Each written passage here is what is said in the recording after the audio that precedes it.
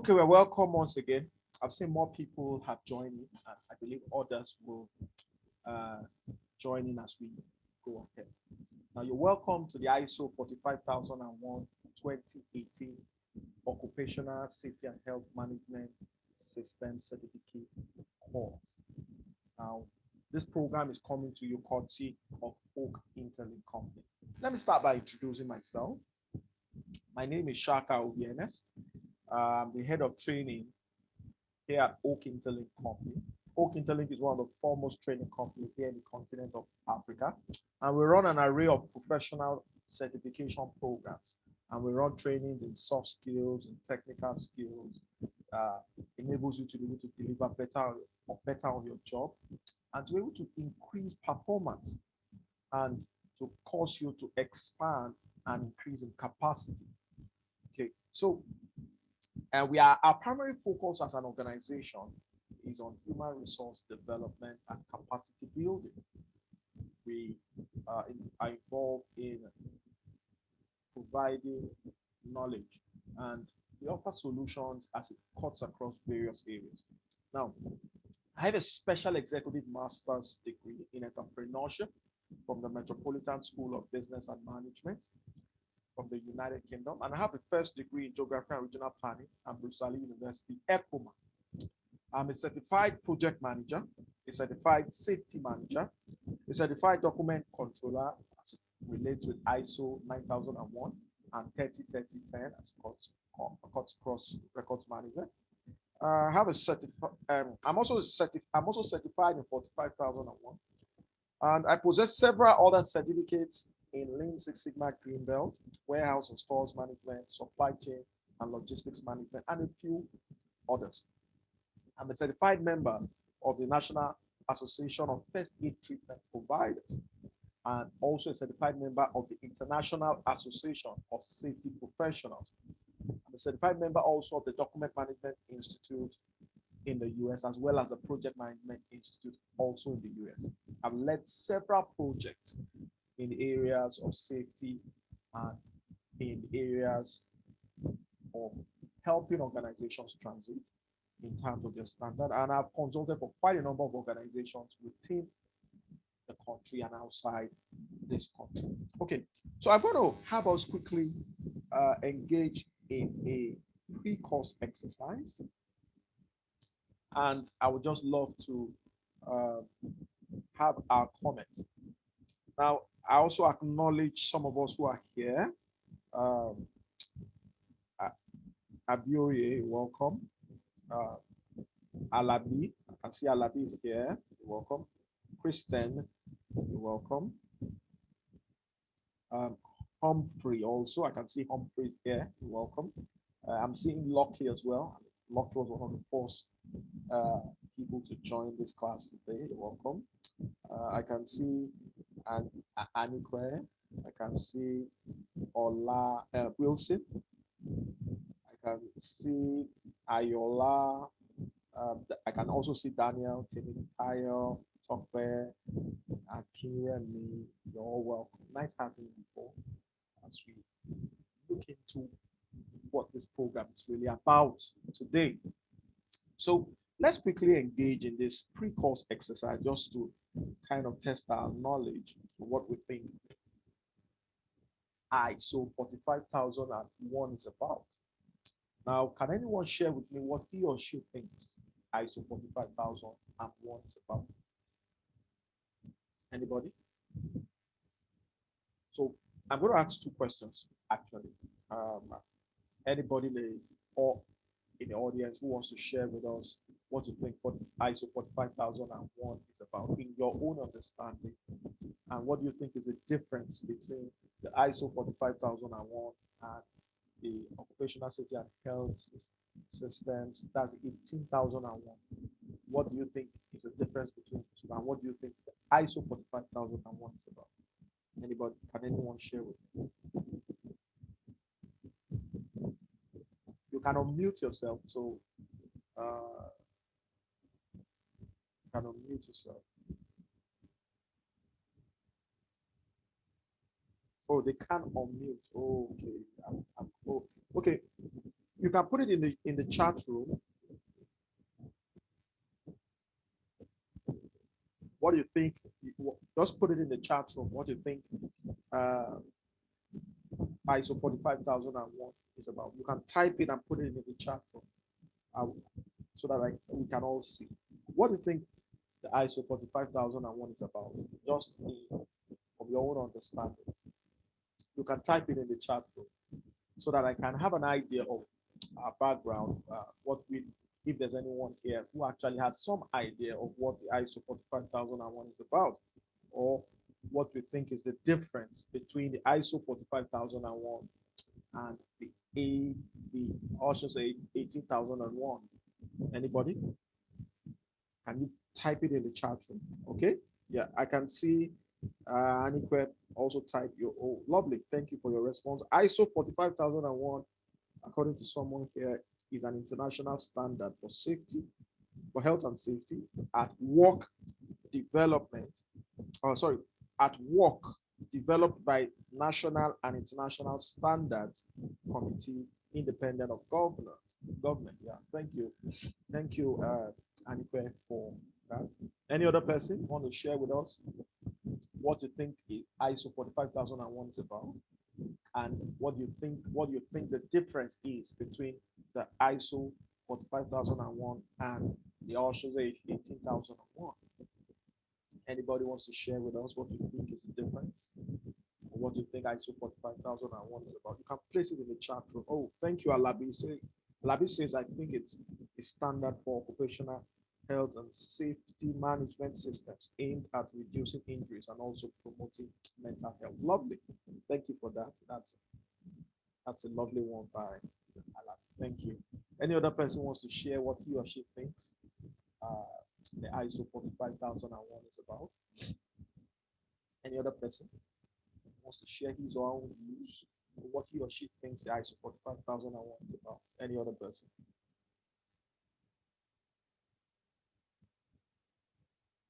Any other one? Anybody else? Okay. I think that's all we have. That's all we have. So let's forge ahead and let's look into really what this program really entails and what the ISO 45001 is really about. I want to believe you can all hear me well. Please, can, if you can hear me very well, please can you just um, raise your hands as a reaction so that I can know you can actually hear me well. Okay, thank you. Alabi, you can hear me well. If you can hear me well, just raise your hands. If you are not raising your hands, I'll know you can't hear me well. Okay. I can have, okay, I have more people raising their hands. Yeah, thank you. I can see more people raising their hands. Yeah. I believe you can hear me well. If you can hear me well, just react by raising your hands. Yeah, okay, perfect. So I'm having 4 people who can hear me well. I want to believe the other people can also hear me well. If I can have this number of people who can hear me well, I believe the rest of us can also hear me well. Okay. Let's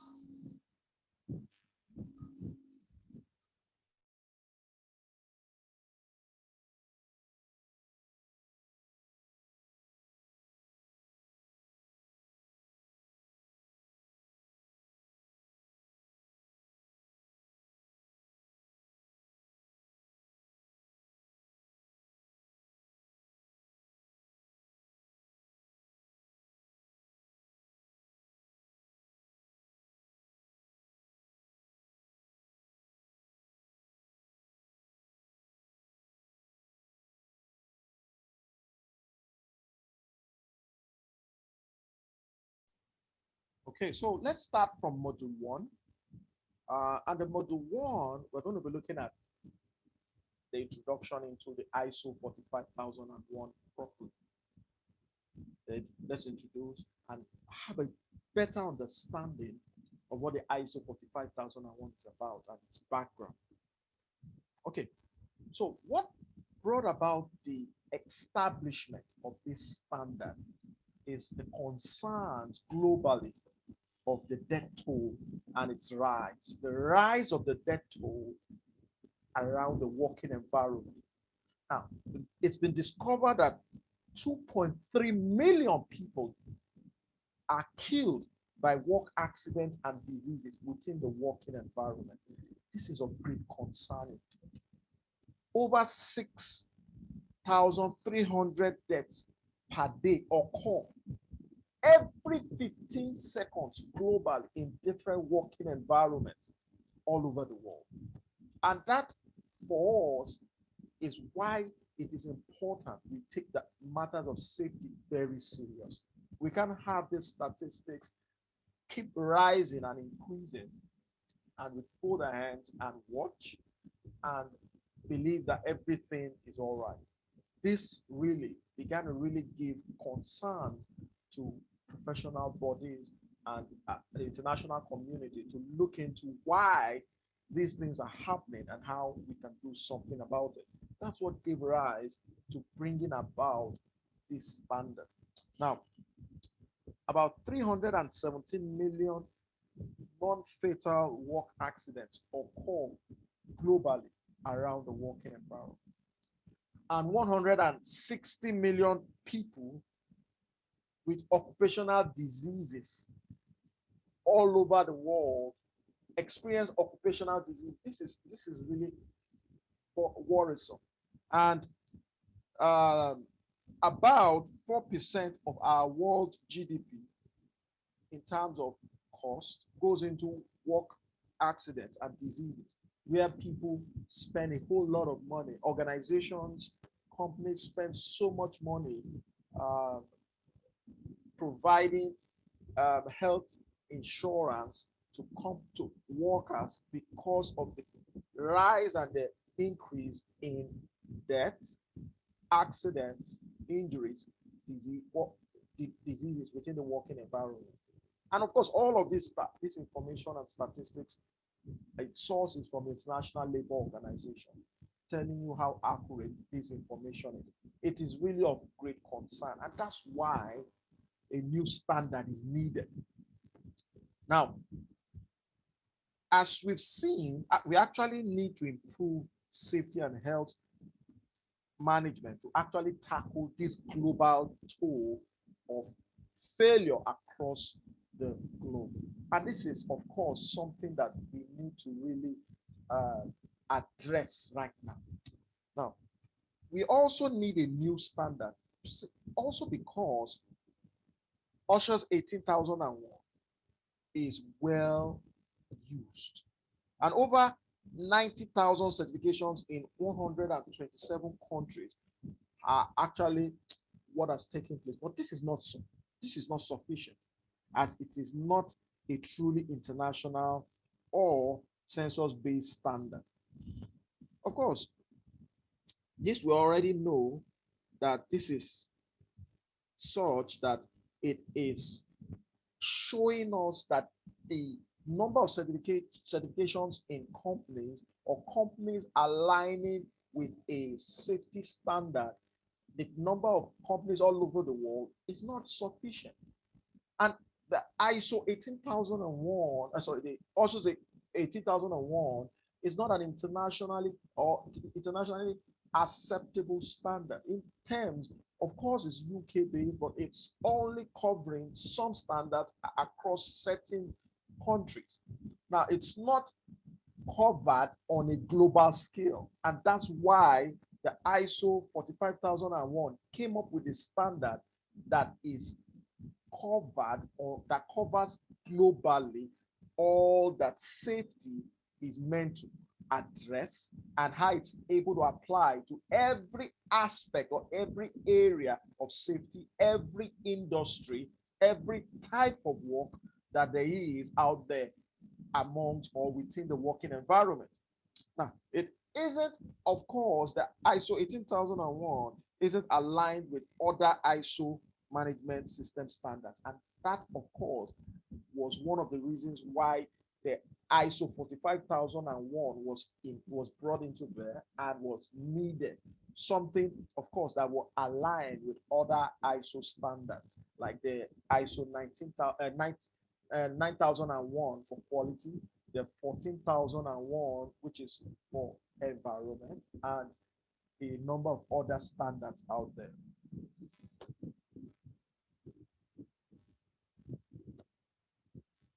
Okay, so let's look at some of the benefits of safety and health management in itself. Now, some of the benefits comes to ensuring that there is concern for other humans. That is the humanitarian uh, mindset and perspective to it, meaning that the concern for our fellow man, for someone else apart from you, for other humans. That is one of the benefits. The fact that it's bringing people to become more conscious of the welfare and well being of other humans out there, of other people in other working environments, so that less work related injuries and illnesses and deaths will occur. Of course, there's also the benefits as it relates to business.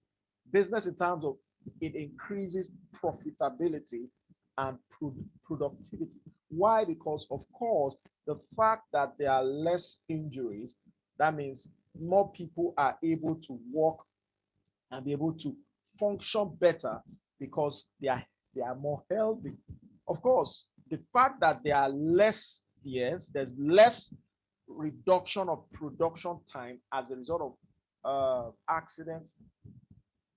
Once there's increase in productivity, of course, it will increase revenue and it will increase profit within the organization. Also, there's the aspect of the customer and worker loyalty. The fact that the customers see your business as a business that is concerned about not just making profit, but also concerned about the well-being and welfare of people. Then also the workers seeing your commitment to their well-being, to looking out for them. They show commitment and they become more loyal to your business. Also, it paints the organization in a good light by reason of being more conscious of the matters of safety and having to manage health and safety much better.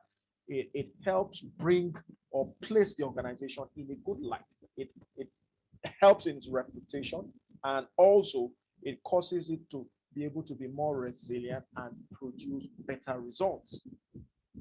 Now, this standard, in terms of its transition over the years, has these various timelines, as you can see. So, from the when we look at the ISO 9001 and its transition from the year 2015, and then we also look at the ISO 14001. Right? Remember, the ISO 9001 is as relating to quality management standard, management standard. That's the standard for that. Then there's the ISO 14001, and this also transitioned from the year 2015. And the ISO 14001 has to do with environment. Now, remember, this 45,001 has to do with health and safety, not environment. So when it comes to the standard for environment, that is where the 14,001 comes into play.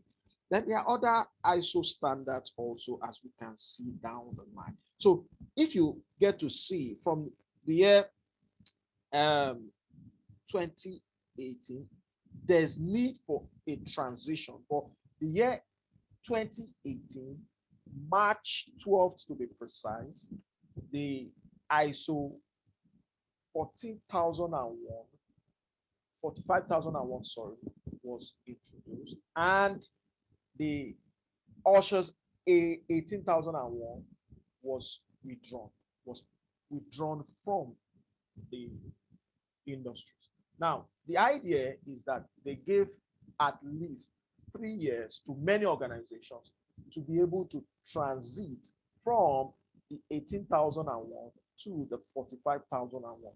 And interestingly, just last month, March 11th to be precise, the OSHA's 18,001 became invalid, meaning that the idea is that they expected from when the 45,001 was introduced and launched in the year 2018, March 12 to be precise, they gave at least 3 years, which was ample time for organization to transit from the standard of the 18,001 to the 45,001. So if right now you are still using the 18,001, it means you are actually using a non-valid or an obsolete standard, which is no longer applicable and no longer relevant. So that standard is no longer in use. It elapsed completely last month, March 11th to be precise. So right now, you are meant to actually be functioning with the ISO 45001. So this transition ought to have taken place and ought to have taken place at least before that, before last month, March 11th to be precise. But it's not too late. You can still adopt and work with the 45,001 and begin the process to function or align with this standard. Oh, you might say, oh, we are a small organization. We are not a big organization. And do we need to actually have this standard? What's the implication? What's the cost? Or you are saying that, oh, it's just a small one-man business. We don't. The question is, for a number of reasons, you need to function in a way that you can be able to interact with other businesses from a global standpoint. If you are not in alliance or you have not instigated or introduced this standard within your organization, it means as you deal and do business with other organizations, they cannot do business with you on an international level. Even if you have to deal with organizations outside the shores of this country, you cannot do business with them because when it comes to your operations, it is not functioning at a set standard. And that's where the importance of standardization comes in. Standardization is saying that, oh, the way you go about your business is such that I can predict that, oh, when you go about your business this way, I can predict this is the kind of results you'll be getting because it is similar to the way I do my business and the kind of results I am getting. So I can relate with you. I can do business with you. And that's why standardization is very important. So this standard is essential for every business. Even if you're a small scale business, you're a one-man business, you're a business of just 3 people, you should either be working towards having this standard or you should have this standard. Now, it is essential that you know what this standard entails and what standardization is about. Standardization, of course, when we talk about ISO standard, which is, what is ISO? The International Standard Organization or the International Organization for Standardization. Now, understand that when we talk about standardization, it is about ensuring that there are set processes that are consistent with other organizations and their process. That means we are saying that the way we manage safety around here is according to the standard way it is being managed in other companies that are working with this same standard. So there's a body called the International Organization for Standardization who has they've created a standard way to go about running your business activities, following a set or a series of processes. So there's the one as it relates to quality, and that is the ISO 9001 standard. There's the one that as it relates to the environment, which is the 14,001 standard. There's the one as it relates to information security, which is the 27,001 standard. Now, this one is the 45,001 standard, and it's as it relates with health and the safety of your workers. and it is a management system that has been set up in the way you manage the matters or the issues of health and safety within your business environment in a way that it is consistent and it is predictable. It means that it is the way you go about managing it is the way other organizations who are working with, who have brought their organizations and are functioning with this set standard, the way they are also running their business and ensuring the matters of safety are actually managed the same way. And bringing this standard ensures consistency in the way you do business, which is very, very essential. Nobody wants to be surprised or taken unawares. Nobody wants, to be in the dark. Nobody wants to be, to run his or her business in a way whereby I cannot trust the outcome of the way you do your business in terms of the safety of the way you work. I can't trust. So if I am another organization in another country, I want to be able to look at your organization and trust and know that I can predict that your results will be this way because I'm using that same standard and I know how my results are like. So I know I will be able to produce the same standard, sorry, the same results because we are using the same way or method or approach to manage your own business when it comes to the issues of safety. So that standard creates a uniformity in the way we go about our work.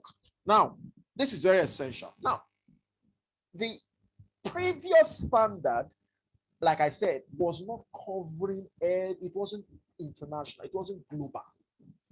Yeah, it was more set up from the UK and all of that, which is the OSHA's 18,001, which was introduced in the year 2007, but it only brought about a standard that was, applicable to some countries or some organizations. It didn't cut across every country and every type of organization or every kind of business. So that gave rise to the need to bring something that could cut across every country and every kind of business and every kind of organization, every kind of work, every kind of activity done within the working environment. And that was what gave rise to the need to bring about a standard that is across board, which is the ISO 45001, which was initiated in the year 2018. Now, what's the difference between these two standards? Let's look at them. What's the difference between these two standards? Now, from the 18,001, you'll notice that it only, at the introductory level, covered scope. So it had clauses. When we talk about the standard, it had these 4 clauses. So we had scope, we had the reference publications, and we had terms and definitions. So we had the clause 1, 2, and 3. And then we had the clause 4, which was on occupational health and safety management systems. And of course, it covered the occupational safety and occupational health and safety policy, planning. And under planning, we had legal and other requirements. We had objectives. We had implementation and operations. And then, of course, still under the clause 4, we had the checking and management review.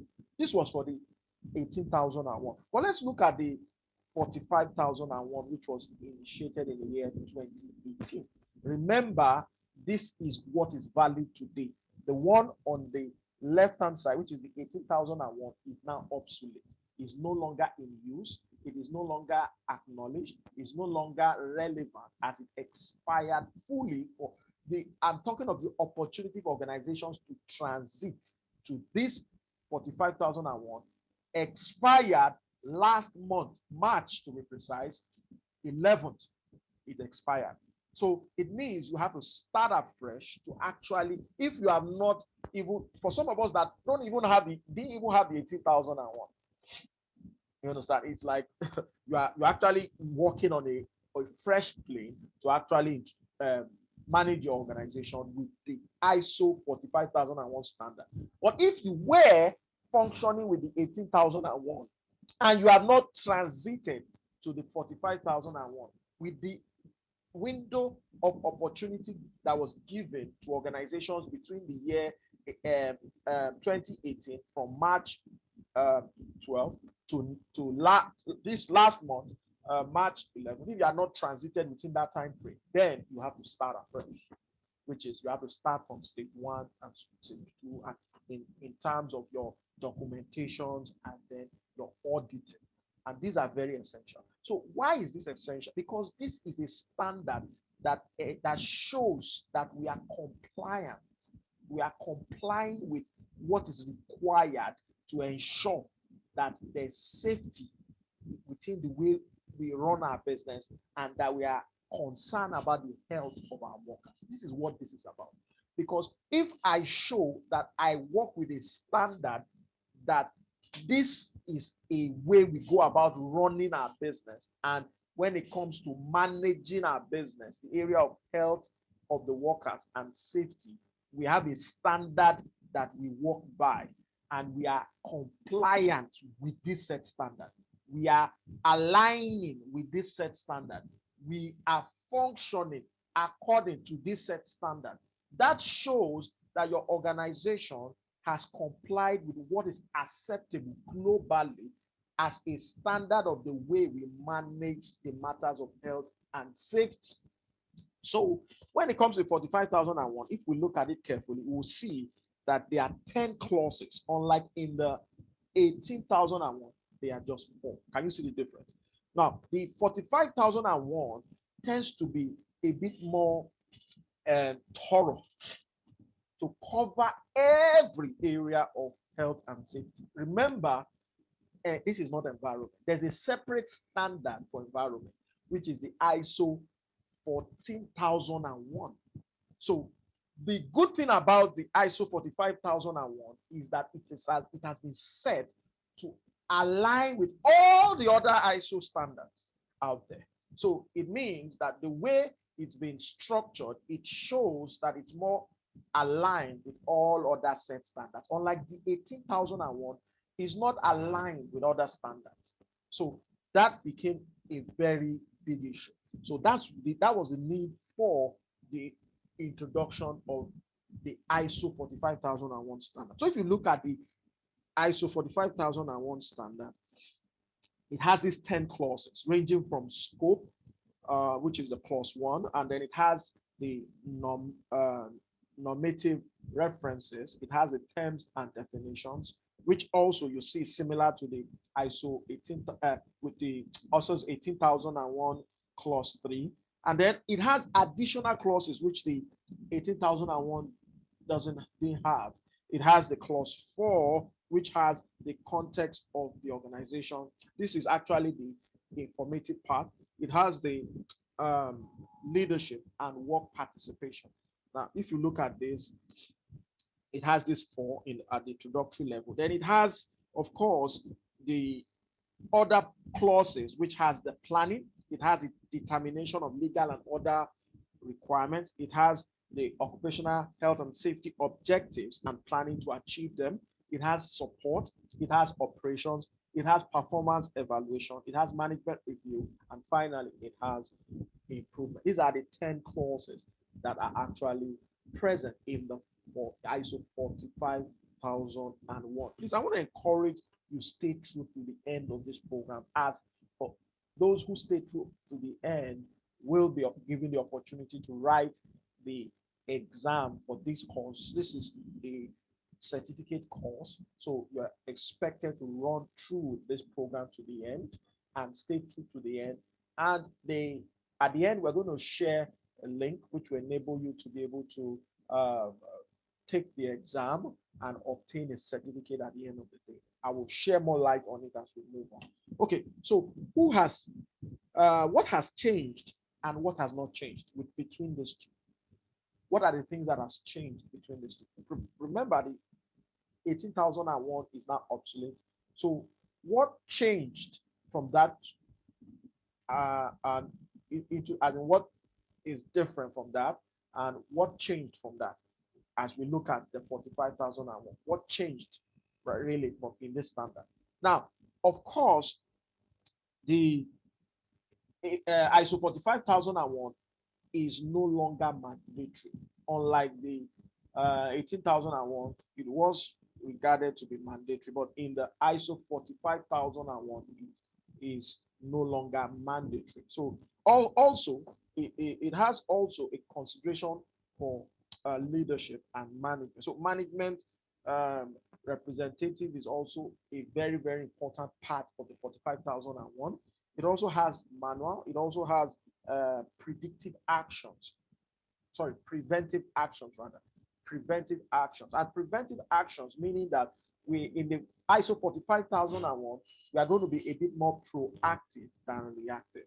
Now, the 18,001 was a bit more reactive, but in the ISO 45,001, it's a bit more proactive. So there we'll get to see a lot of preventive actions in there. Now, what's the difference between the two again? Just to be clear and be sure we understand the difference. The ISO 45,001, which was introduced in the year 2018, of course, is process based, while the 18,001 was procedure based. So you can see the difference. This ISO 45,001 is process based. Is actually focusing more on processes, while the 18,001 focusing more around procedures.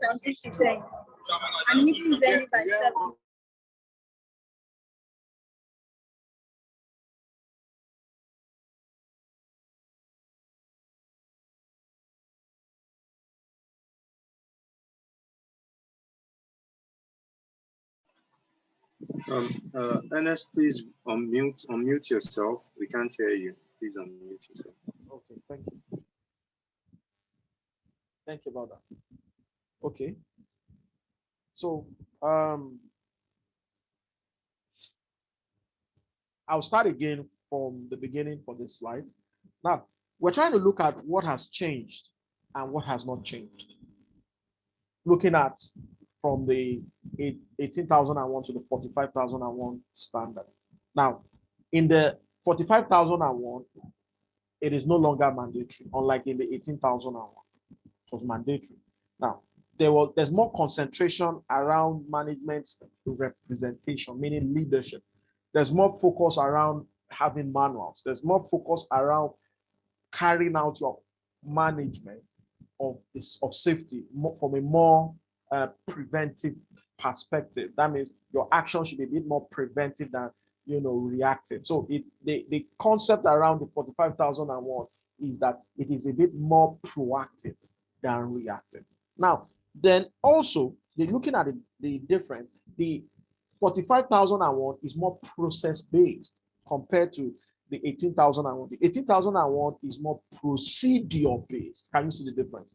Then the ISO 45,001 is more dynamic, unlike the 18,001 is not dynamic at all. Now, the 45,001, of course, is looking more around the risks and opportunities. So it not only looks at the risk, but looks at opportunities, because risk can also be seen from positive risks and negative risks. So the positive risk tells us or shows you or gives you an insight into the opportunities that the business can actually key into.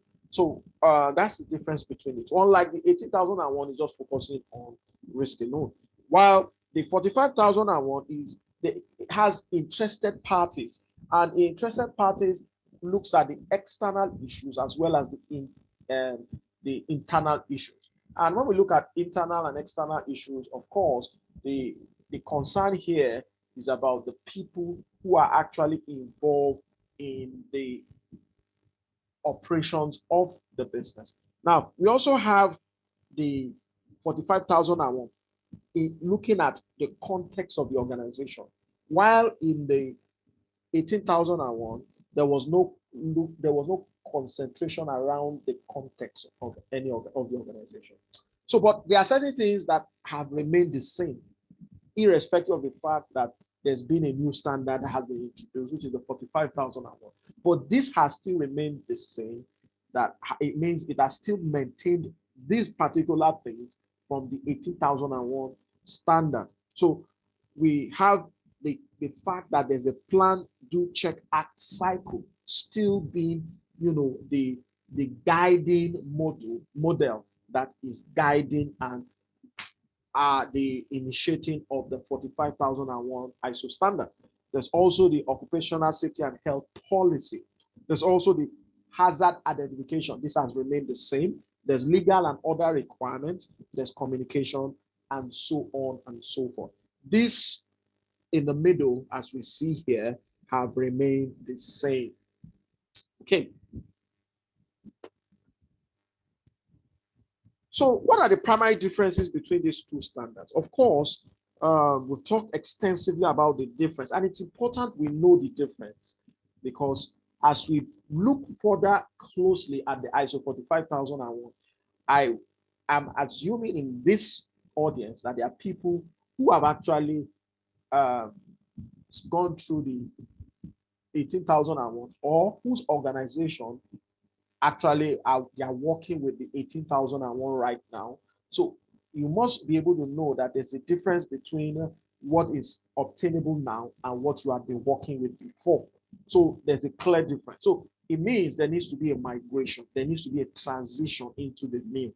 So what is old, it's important we know that, and what is new. We can't go into the future if we don't know the past. So it will be difficult. So it's important we know our past in order to be able to know where we are in the present in order to forge ahead into the future. So the difference between the two standards we looked at earlier, and just a few more things we need to also know as the difference between the two. The new ISO structure, of course, like I showed us earlier, has 10 clauses. It also allows for easier integrated audit. So if we have to ensure that we are complying with this standard, there needs to be an auditing process. So it starts from an internal auditing process. Then before we can actually get an external auditing. So the auditing has three parties. It has the first party, second party, and third party auditing, which works with helping us know if we are aligning with that standard, if we are complying with that standard. Now, that standard is like a benchmark of, or it's what we guides us in terms of our activities and trying to verify if at an international level we are functioning as it relates with the acceptable standard of health and safety globally. So it's not that we are just in one office somewhere or one company somewhere in a remote area, and we actually don't know what is obtainable out there. So it's important if you are doing business, you are not doing business in isolation. There's also an interaction that takes place with other organizations. So how in your interaction with other organizations, you must be able to understand that what creates uniformity in the way you do business with other organizations is your operations, is your processes, is the way you run your activities. And if there is a consistent or similar way we run activities based on a set standard, it shows that we can actually predict our outcomes regardless of where we are, regardless of the religion or the tribe or our nationality or our skin color. We can always show that we are actually similar in the way we are handling our business when it comes to the matters of health and safety. So there's the concern for the ISO 45001 around leadership and commitment. There's more emphasis around leadership and commitment. Of course, there's more participation of the workers when it comes to the 45,001. Then, of course, there's also the context of the organization, which is inclusive in the 45,001, looking at internal and external issues like I mentioned earlier. There's interested parties. there's risks and opportunities, there's the procurement section, there's communication, there's documented information, and there's performance evaluation.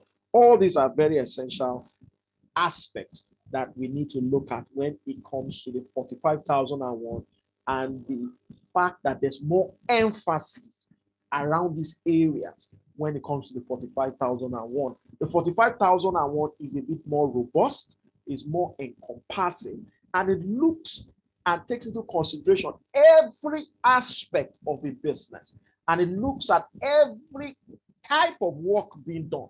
So it considers every kind of activity, every kind of task, every kind of work being done within the working environment, to take into consideration the health of the worker and the worker's safety, which is more robust. That's why the 45,001 is way much better and is what you should work with now. Apart from the fact that the 18,001 is now obsolete, this one takes into consideration every aspect of a business operation or of a project of an organization, looking at every aspect of its of its activities and the way it actually uses the worker to be able to carry out certain tasks or work in a safe manner, ensuring that it takes into consideration the health of the worker.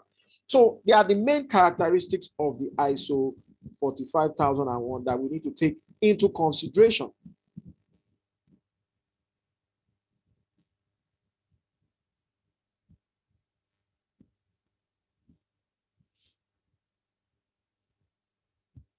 Okay, so these are the main characteristics here of the ISO 45,001.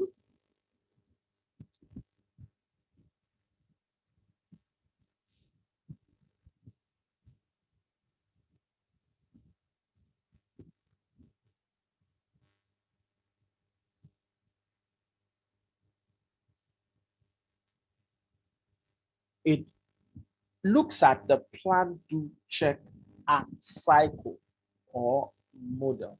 And it has this very, very vital basis in which it guides all of the introduction of the various clauses. Remember, there are 10 of them. So once you are writing this exam at the end of this course, you need to know that there are 10 clauses, and you need to know the various clauses, and you also need to know what the ISO 45,001 standard represents.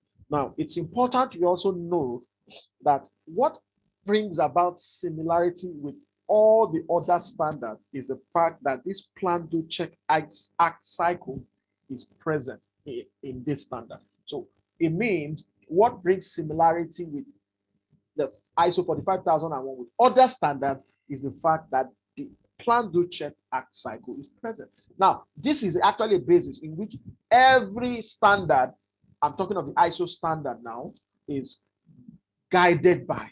Also, with other standards, what brings similarity with other standards is the fact that it is risk-based. And it also looks at the Annex SL, which is very essential. So even though the ISO 18,000, the OSAS 18,001 also is guarded by the plan, do, and check, act cycle, it didn't include, or it wasn't risk-based, and it didn't have the Annex XL in it. So this addition makes it the main character, which makes it such that it creates a uniformity or a similarity with other standards.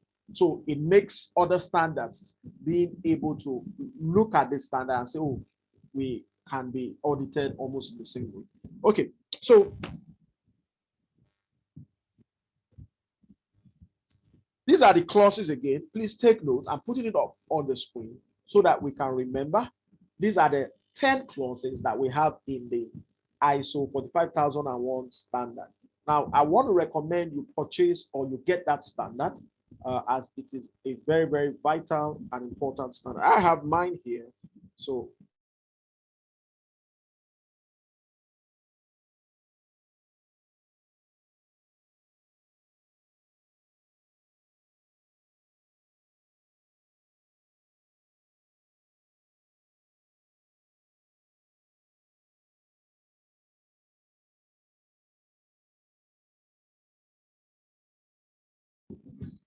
this standard is a very vital standard that you can see all of the clauses are also here. So we're going to share some of these materials with you at the end of this training. It's very essential you have these materials, these standards, as you can see. I have mine here. Can you see? Yeah. So it's something that you need to get. And there are other very vital materials you need to also have. You need to have this slides, this material, and at the end of this training, you can have them for just a token. For some of us who are actually ready to actually develop capacity to increase in our abilities and competence, and also to function fully, meaning that you want to understand this standard in totality.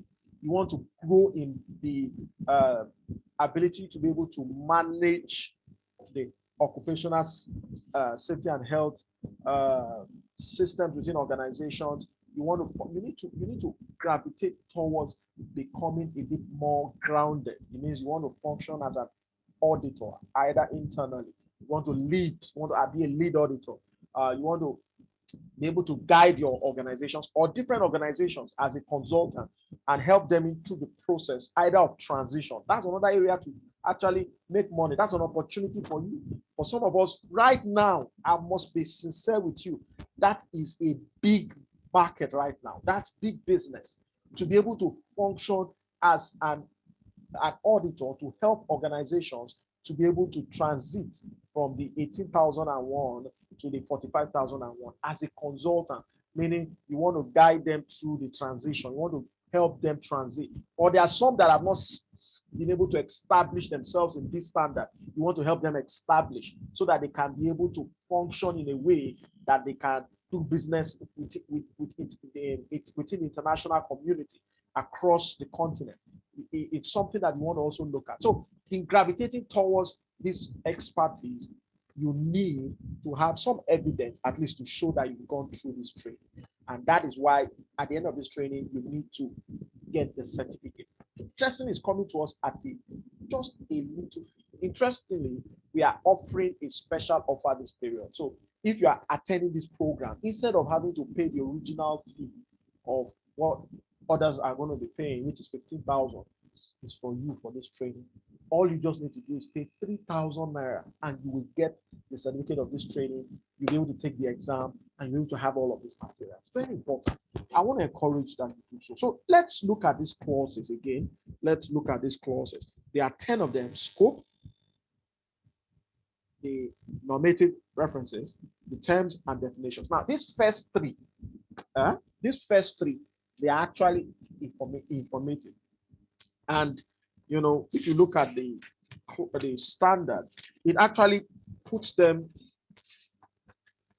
here, and it says puts them here as the requirement with guidance for you. So this is the occupational health and safety management system, the requirements for guidance for you. So these first three are actually categorized as informative. So from the clause 4 down to 10 looks at the details of the standard around the ability to plan, to be able to do on a small scale, then to check how well you are doing, and then to be able to act on a large scale. So this other 4 clauses around, we're going to see this closely as we go on. I just felt I should point that out. Okay.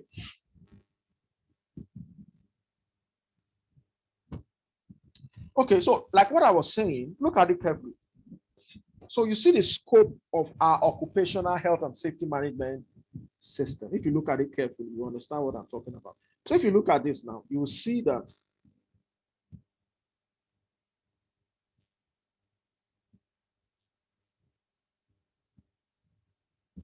you'll see this diagram showing us the various clauses. So remember, I said the first 1 to 3 clauses are regarded as the informative clauses, which is to give you the understanding of what is required. Now, by the time you move into the clauses from 4 to 10, the clause 4 talks about the context of the organization, and it looks at internal and external issues. I want to talk about internal issues. What are the internal issues that bother or affect your organization? These are the things that you look at. What are the internal issues that will affect the operations of safety within your organization, the management of safety? What are the external issues on a general note that actually will affect, particularly the issues when it comes to issues dealing with your contractors and the contracts that are set up? These are all external. But internally, it's talking about your finance.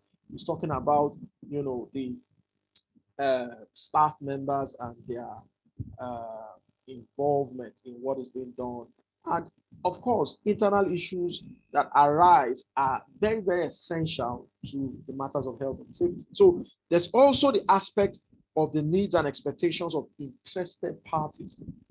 And there are a lot of interested people who are actually stakeholders and who have interest in what is going on within your business operations. This is the clause 4. So the clause 5 here begins to, like this 45,001, begins to pay more attention to management, commitment, and involvement. And also how the workers are able to be, how they are carried along, and their participation in all that is going on in the management of health and safety. How they are being involved, how the organization is able to get their buy-in, how they are able to get their participation and involvement, and they are not left in the dark. How management is able to actually be involved, be able to throw their weight behind what is being done. That's the clause 5. And as you can see, we move into clause 6, which is you begin to plan. And that remember our plan to check art cycle. So we begin to plan. Then at the point of doing, we need to actually get support and operations. Then, so we have our 7 and 8, which is under support and operations. Then we have our 9, which is coming here to the performance evaluation, which is now checking what is being done. And of course, we have our clause 10, which when we are checking against the standard we have actually set up. So, of course, you remember you are transiting.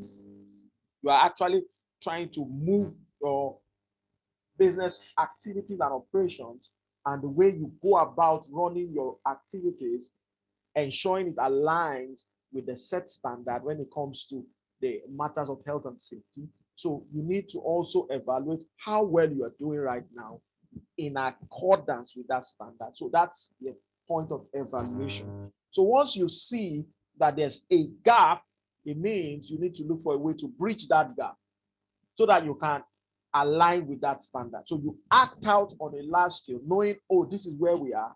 There's room for improvement. So once you go through this cycle is continuous. So you plan, do, check, act. Plan, do, it means you keep going around in circles until you get there. Of course, there's also the opportunity to also keep revalidating what you've done.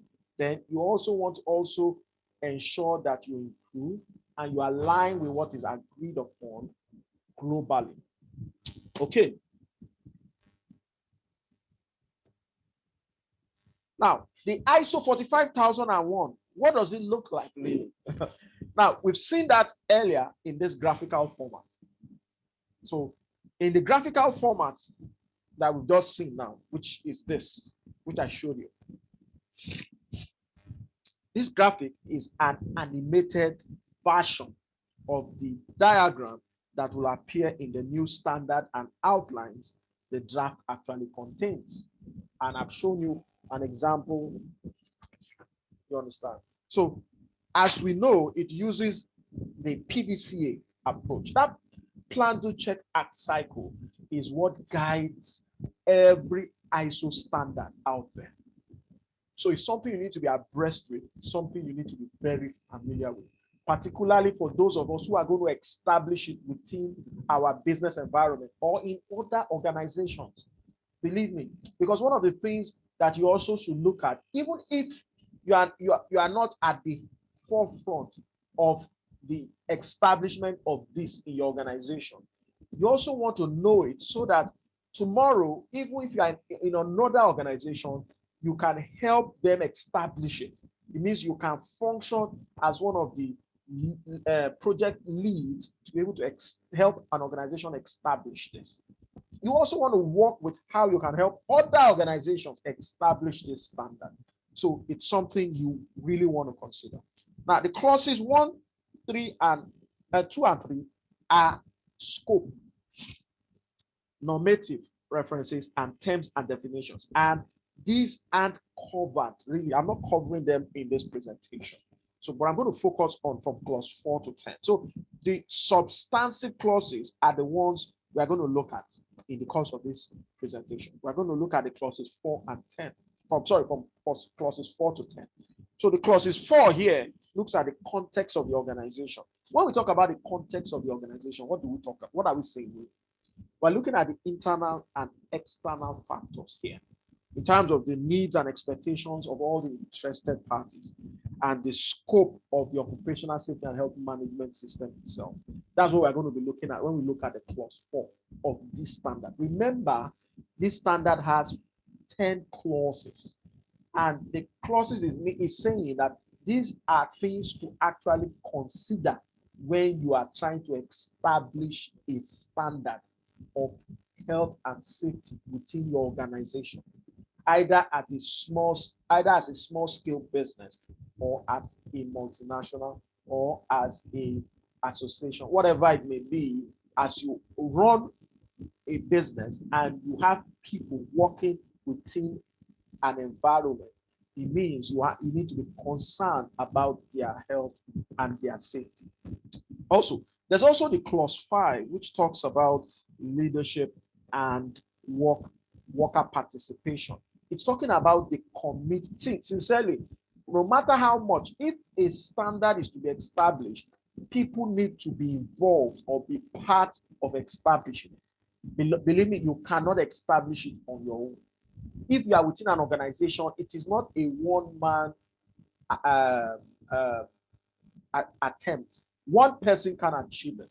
It requires the commitment and involvement of others within that organization, so that whatever is going to be done, everybody will need to accept, will need to own what is being done and throw their weight behind it to be part of what is being done in its establishment.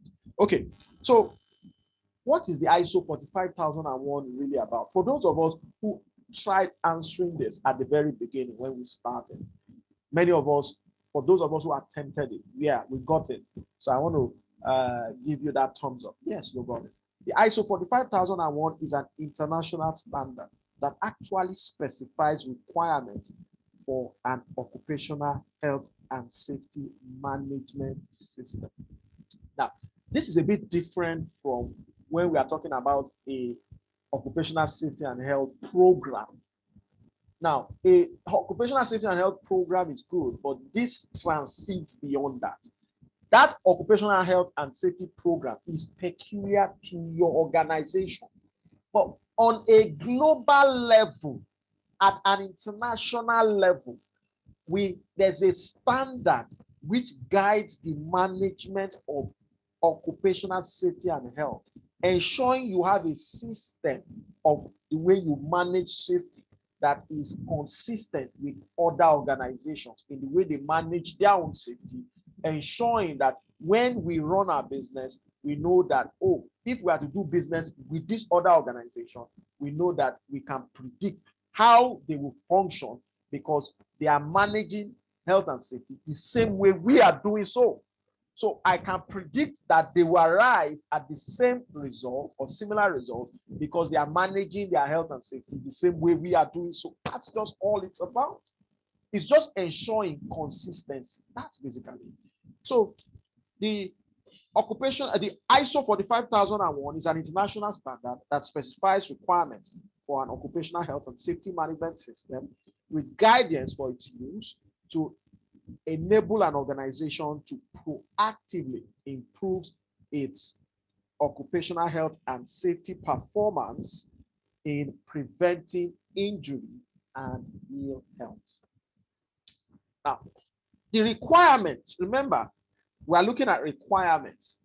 For the ISO 45001, which was established 2018, defines a set of occupational health and safety management requirements. These requirements can be found in all of these following sections. It means the requirements to function in such a way that you are managing the health and safety of your workers based on an acceptable standard globally. What do we require to be able to function that way? Then we must look at the context of the organization. We must look at the leadership. We must look at how we have the planning, the support, the operations, the evaluation, and the improvement. So what's the purpose really of the ISO 45001? What is it aimed at actualizing? What is it intended for? Now, the purpose of this standard is to actually help organizations to prevent any form of work-related injury and ill health, and to provide a safe and healthy workplace. So prevention is very essential. Why? If we are able to establish this standard, you find out that the cost, medical expenses, cost of healthcare within our organizations will drop drastically. It means this establishment of this ISO 45001 is actually an investment. It's not an expense, but an investment. It's going to help your organization to be able to cut down cost when it comes to expenditure on hospital expenses, medical expenses. It will help you reduce cost you are incurring on health insurance premiums. It will help reduce that cost drastically. If you are pitching this to an organization as a consultant to help them establish this standard, this is one of the things you want to pitch. That is actually a way to bring about cost savings for them. That's the truth. You're wanting to help them establish this standard is to look for a way to help them reduce their expenditure, bring their budget down. Do you understand? Help them actualize cost savings. And in order to achieve this, by setting up these standards, we are able to look at how they are managing the aspects of health and safety right now when it comes to the way they work, when it comes to the operations of staff members, as it concerns injuries, diseases, health conditions that they experience.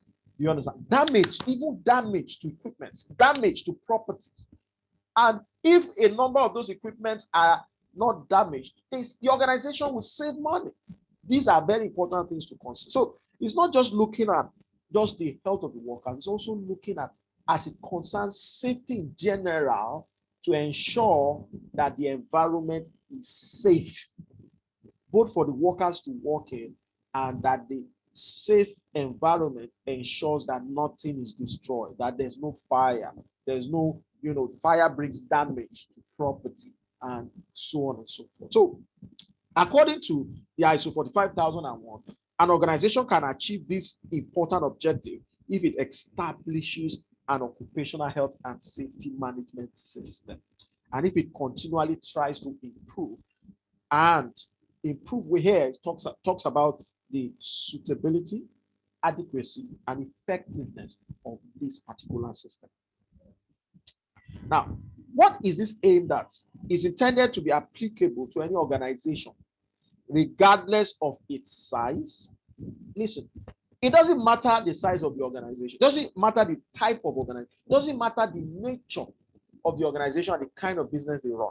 Every organization needs to ensure the safety of its workers. No matter, as long as it's an organization that it has people there and they work, they need to ensure safety within those organizations, aligning it with the way that they manage the matters of safety there, ensuring that it meets with a set standard. So evidence to show that you are compliant with a set standard is ensuring that this standard is established and that we are operating and functioning according to this standard.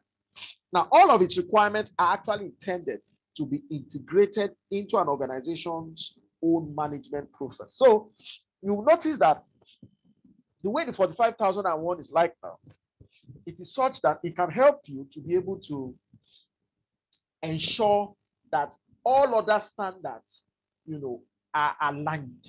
So the ISO 45,001 now is such that, it's able to help you to ensure all other standards are functional.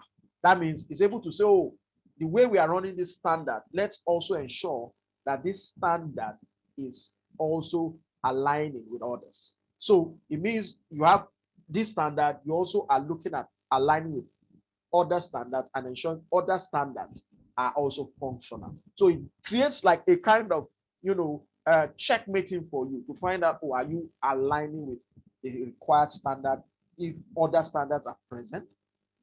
Are you also conscious of the fact that this standard is present or is existing within your organization, and that if these other standards are also functional? So in a way, it will show you the loopholes existing if there are loopholes in other standards you establish in your organization.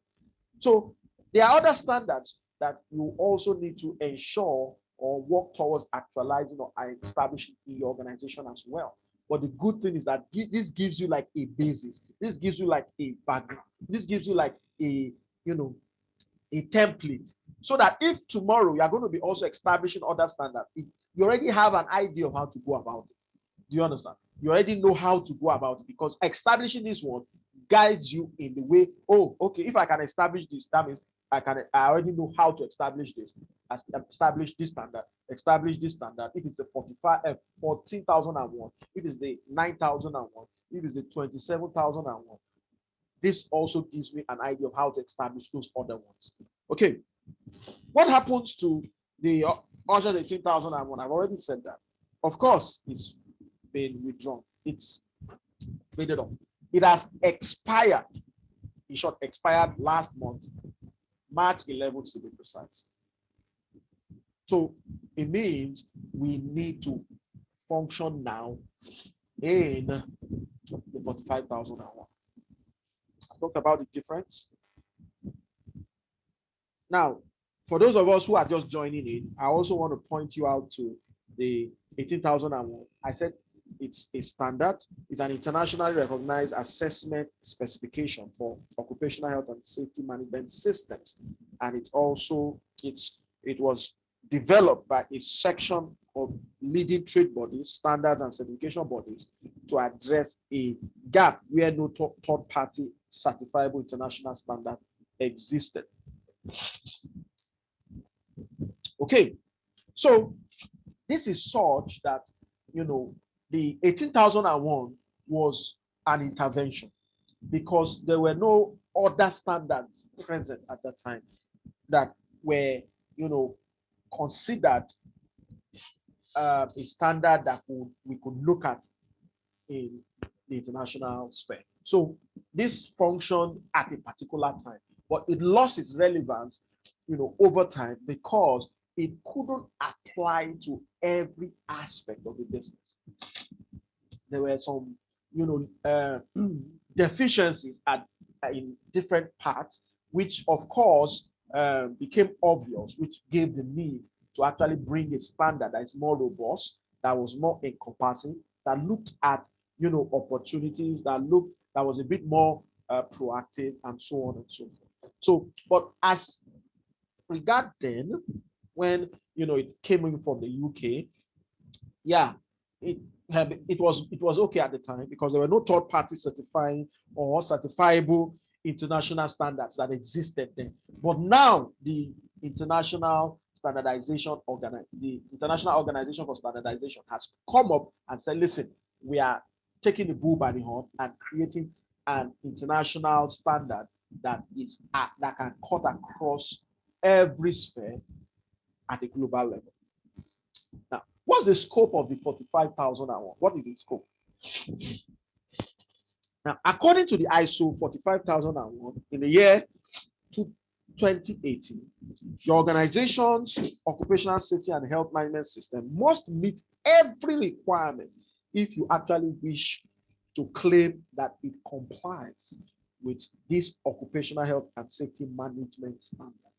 And occupational safety and health right now is good business. In short, if you agree with me, after the coronavirus situation, the most organizations became more sensitive when it comes to the health of their workers, just because of the coronavirus situation. In short, their consciousness of the health of their workers was so much that some are still telling their workers to stay back at home. Now, why are they telling them to stay back at home and still pay them? It's because they are conscious of their health. You understand? So this is a very, very vital and sensitive aspect of a business, the health of the workers. And that's why this standard is very essential. Now, however, if you actually choose to meet this ISO's requirement, if you want to align with this or meet this requirement, then you want to actually extend, you want and to actually create this, it will depend on and be influenced by many various factors. So it will actually depend on your organization's context. That's number one. It will depend on your organization's structure. If you are going to establish this standard, it's also going to depend on the activities your organization is involved in, the objectives that the organization is, working towards. It's also going to be looking at the compliance obligations and the products and services that the organization is actually involved in, or the various organizations are involved in. And it will also be influenced by its occupational health and safety risks and opportunities.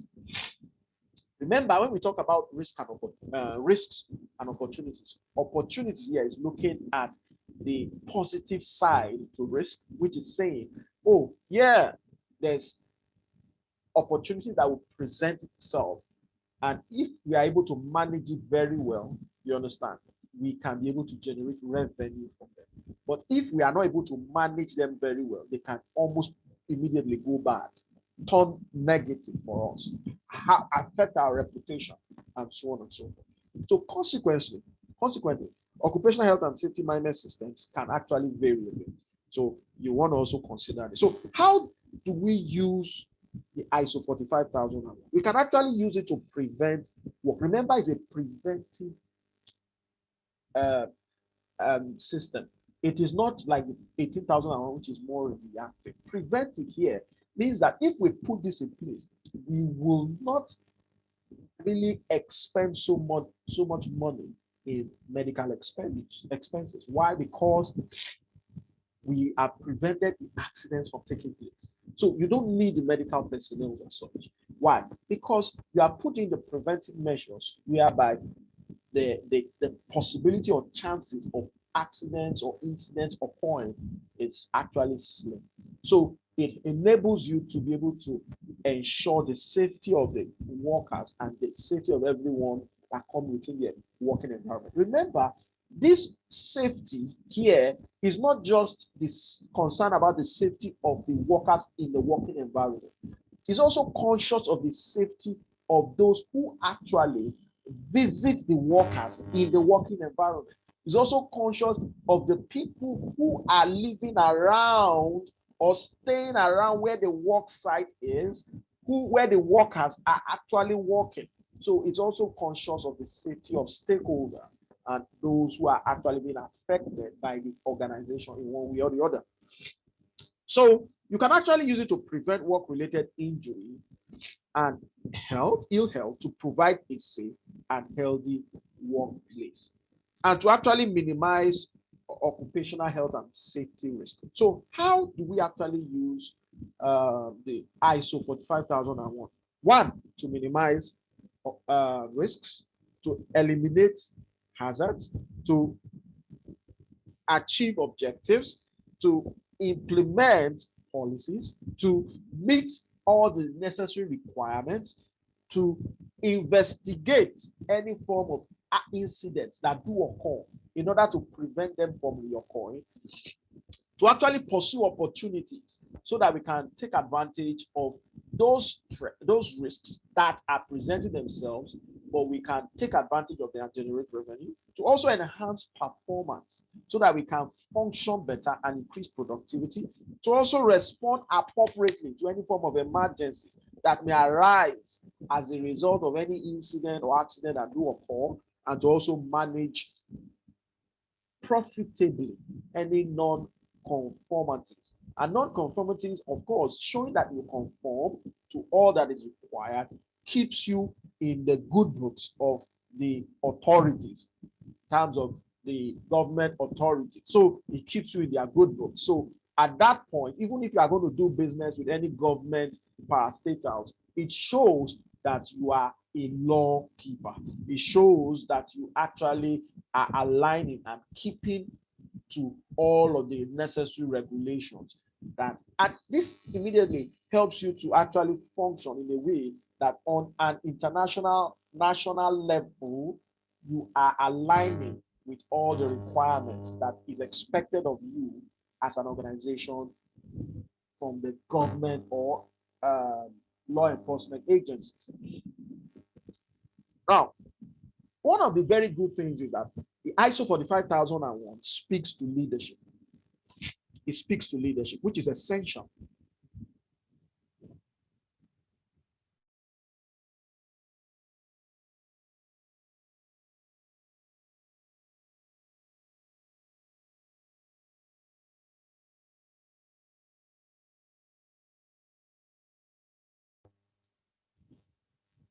Okay, sorry about that. So the ISO 45001 speaks to leadership. How does it speak to leadership? Now, the differences here are that the ISO 45001 follows the structure of other international standards. So it means the way organizations manage their health and safety in the UK, in Australia, in Dubai, in Canada, in Germany, in Spain, it means we manage our health and safety within our organization the same way. Do you understand? So it means we are following this, we are aligning with the same structure.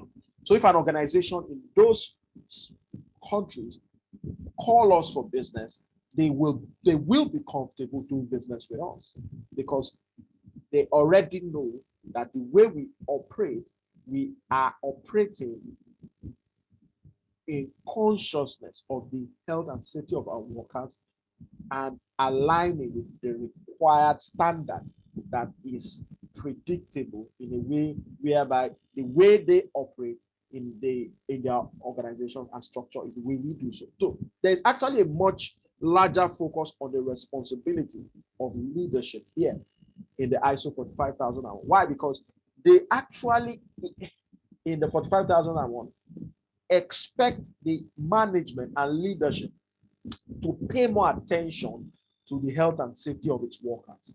They require them also to ensure that these standards are in place in order to help increase productivity. For organizations bringing this and establishing this, they get management to see its benefit and to be able to help increase revenue and bring down the cost of health expenditures. So one of the very good things is leadership takes responsibility to ensure that the workers are safe and that their health, you understand, is okay. So it involves leadership more, it gets them more committed, and it gets them to be more participatory as well as the workers. Now, it also speaks to the need for every worker to participate more.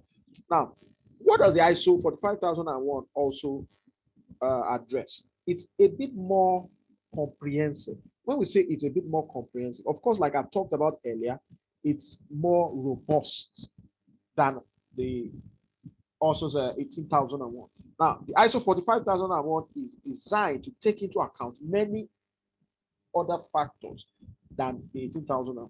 For instance, the ISO 45001 recognizes other formats for data collection and storage, such as things like digital formats to actually reduce any form of paperwork. And because every organization today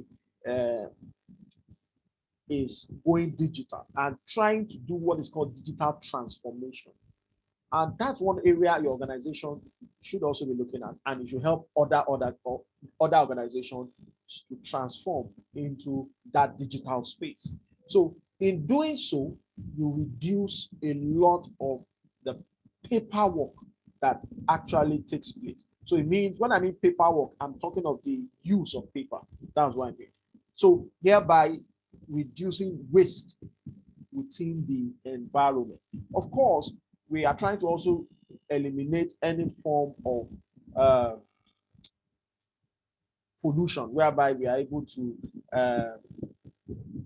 litter papers all around and increase waste all around our environment. So transforming into a digital space and being able to ensure your storage is done in a way whereby a number of your storage is not in files, whereby you have drawers and cabinets and all of that. Everything is more in storage in the cloud, and you know, a lot of your documents are transferred into soft copies. It helps to be much better and shows that this standard is more conscious of the environment. So beyond just health and safety, the ISO 45001 also gives management a tool to strengthen their entire business if they actually follow it. Okay, now it is a bit more proactive, which I've also mentioned, than the others, like the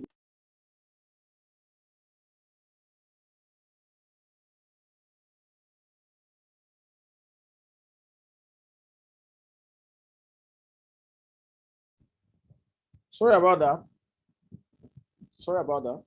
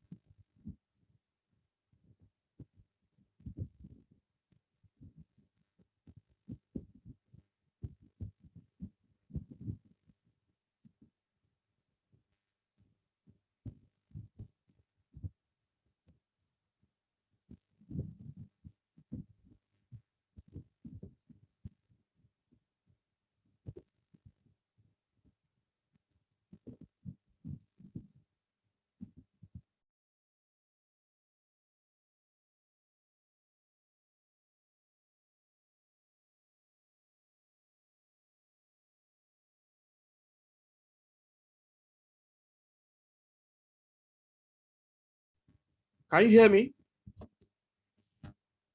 Please, can you hear me? Okay. Okay. So I was talking about the okay. Yeah, so Raphael can hear me, that's fine. Okay, so I was talking about the ISO 45001 being a bit more proactive, and it focuses on continually assessing opportunities to actually reduce risk. So I wanted to throw out the question to find out if we know the difference between an incident and an accident. Now, can anyone share with me in the chat room what you think is the difference between an incident and an accident? Because many of us tend to mix them up. We don't know, many of us don't know the difference. But as much as possible, the ISO 45001 helps prevent both accidents and incidents from taking place. Now, an incident and accident are not the same. So what's the difference between them? Does anyone know? Can you share with me? Drop it in the chat room. Let me see if we know the difference between an accident and yeah, okay. Alabi says an incident can either be an accident or a near miss. Well, good try. Raphael says an accident is an unexpected occurrence. Well, close to it. Any other person wants to share what he or she thinks? Okay. Annika says if an accident is a near miss, it is an event that doesn't result in harm but had the potential to cause it. An accident is a specific event that results in the injury, death, or ill health of an employee or a member of the public. Lovely one. Thank you very much for that. Oh, okay. Abimbola says, from my perspective, an incident does not lead to an injury or damage, while an accident does. Lovely. Okay. Bamidele says accidents, an unexpected event which results in serious injury or illness of an employee and may also result in property damage.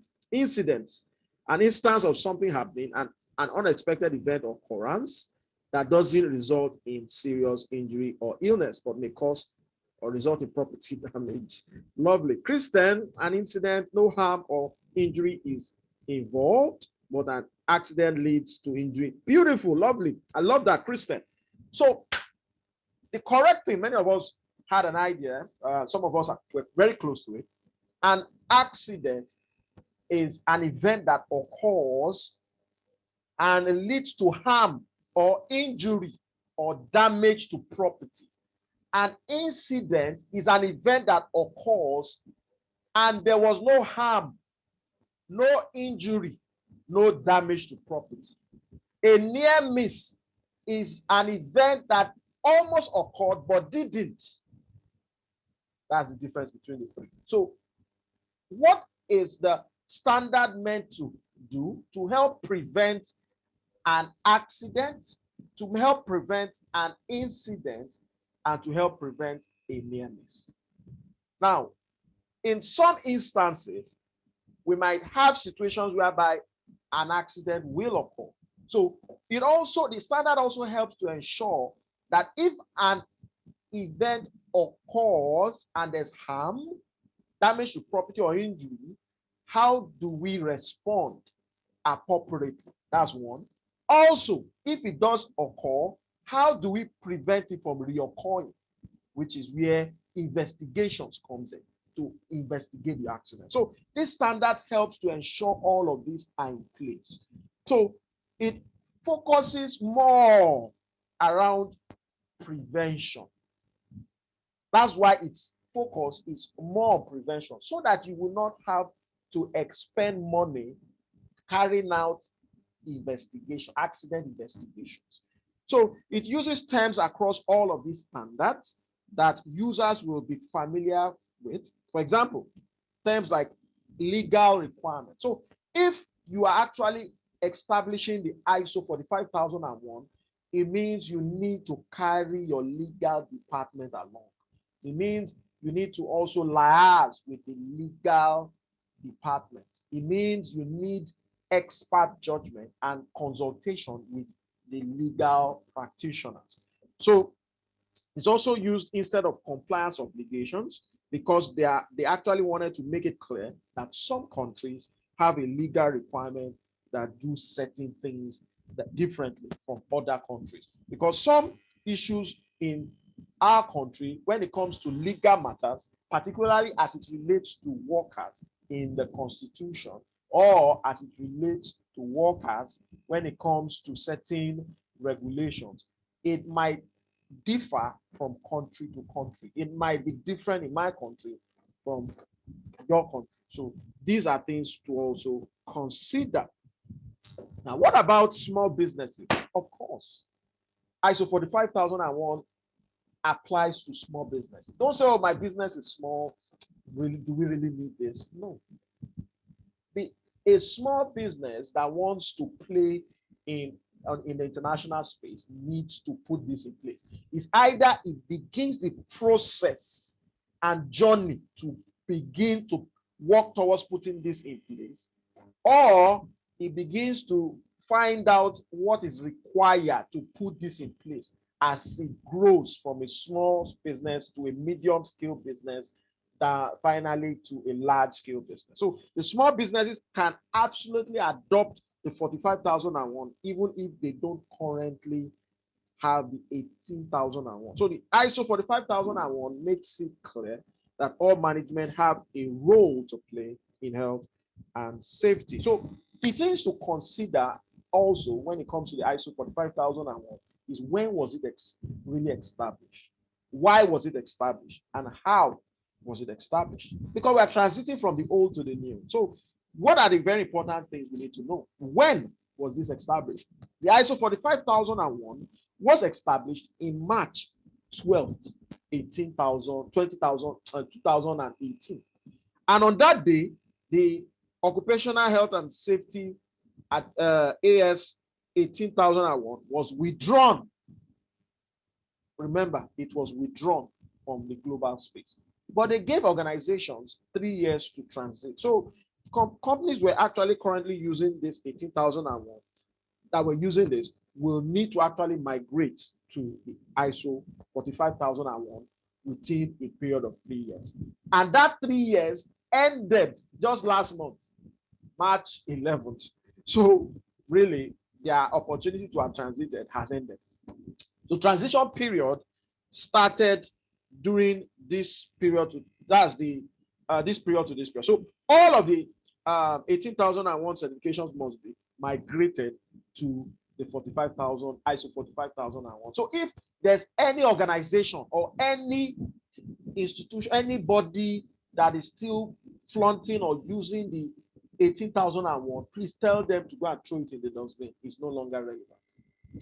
Though some of them have, those who have it, they have a basis, you understand, and they know how it's being done in terms of the auditing, compliance, but they have to now, if they are not transited, they have to now start from scratch, establishing the 45,001. Why was the ISO 45,001 standard created? Why? Too many, of course, too many related injuries, illnesses, and deaths were occurring globally in the working environment, in the workspace. Too many. Over 7,600 people die each day from work-related accidents or diseases. That's too high a figure. Just by reason of the coronavirus alone, look at the number of deaths we recorded. Oh God, look at the number of deaths. And that is what we call a biological hazard. Now, there are countries that should have been able to at least prevent that. Now, these are very important concerns. But before the coronavirus situation, we of course know that there was a lot of death tolls around different organizations, fire incidents that killed thousands of workers in one day, things that could have been avoided. There's one that happened here in Ikorodu, in a warehouse, where factory workers were trapped in a building because the supervisor wanted to go home to attend to something.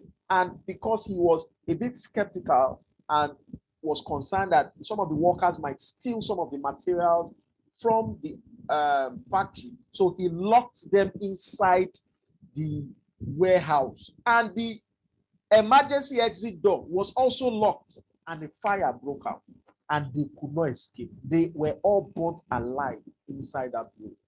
You can imagine the number of workers that died just as a result of the incompetence. Imagine an emergency exit door locked. Now, that was obviously an issue of non-compliance.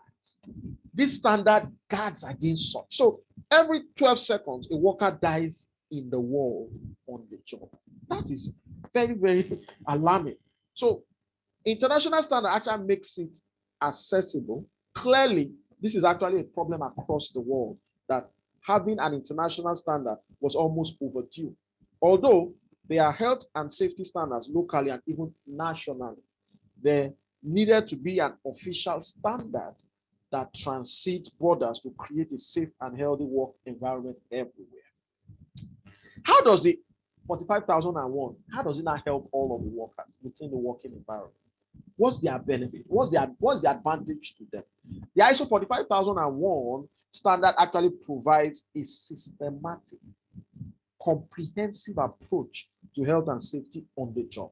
It answers many specific questions on how to prevent injury and illnesses rather than just dealing with them as they arise, because it helps to prevent. That word is one word, if you have been listening to me from the beginning of this training, is one word you should not forget in a hurry. It prevents.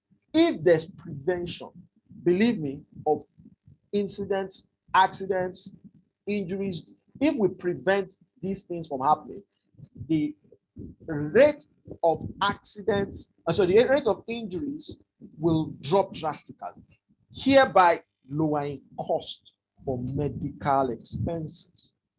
So it means a number of our expenditure, and remember, around here, a lot of our medical facilities are substandard. So we are just the mercy of a lot of the quacks out there who are so-called medical practitioners who will be actually experimenting with many of our workers because of the lack of setting up or establishing these standards to guide our health and safety operations. Now, health and safety, of course, is everyone's job. It's not just some specific people's job. It's not just the health and safety manager's job. It's not just the health and safety department's job. It's everyone's job. So all levels of the organization are addressed in this standard. It is just also applicable to one employee or department. And of course, it is not just rather applicable to one employee or department. Rather, it offers guidelines for the entire organization, especially decision makers and leaders. Okay, now using your personal protective equipment should be the last resort. If this standard is in place, even though you put it there, it is not something that we will constantly, bring about accidents. Because even if you have a personal protective equipment present, you find out that it will just be for using sake. So rather than offering a personal protective equipment and hanging safety signs, this standard aims to be in front of issues even before they happen. Now, the personal protective equipment is not the foundation, remember, of the safety standard. It's not.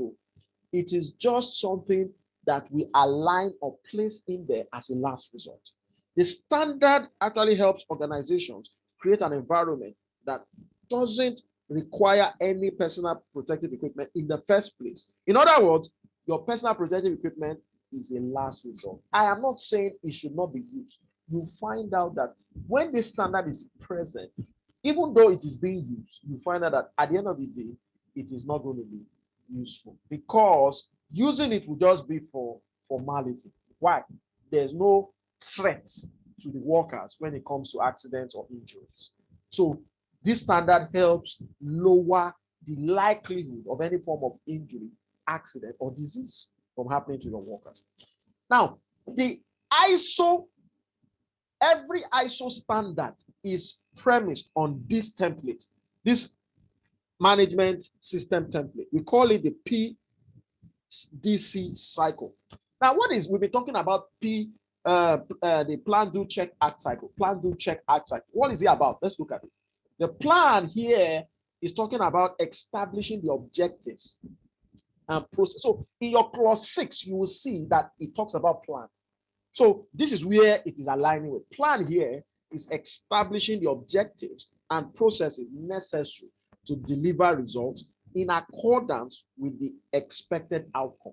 Now, by making the expected output the focus, it differs from other techniques in that the comprehensiveness, the completeness and accuracy of the specification is also part of the improvement. Now, this is developing your plan of action. Then you carry out the implementation of this plan. Remember, on a small scale. So implementation of the new process, often on a small scale, if possible, so that you test run what you have come up with. That is where the clause 8, 7, and 8 comes into play. You're doing it on the spot. Then your clause 9 comes into play, which is evaluation, which is checking.